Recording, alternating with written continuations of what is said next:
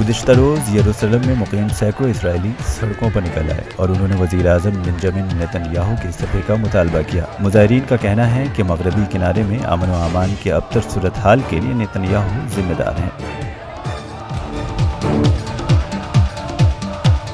گزشتہ دنوں ایک فلسطینی شخص نے 2 اسرائیلیوں کا قتل کر دیا۔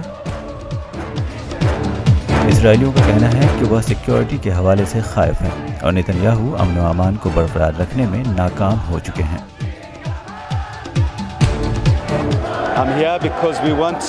ہم اس صورتحال سے خوفزدہ ہیں۔ سیکیورٹی کو مزید سخت کرنے کی ضرورت ہے۔ میرے گھر والوں کا قتل کیا گیا۔ ایک جمہوری ملک میں ایسا نہیں ہوتا۔ دوسری جانب وزیر اعظم نیتن یاہو نے سیکیورٹی کے انتظامات کو مزید سخت کرنے کا حکم دیا ہے، جس کے بعد سے چیک پوسٹ اور سڑکوں پر سیکیورٹی مزید بڑھا دی گئی ہے۔ Bureau report ETV Bharat.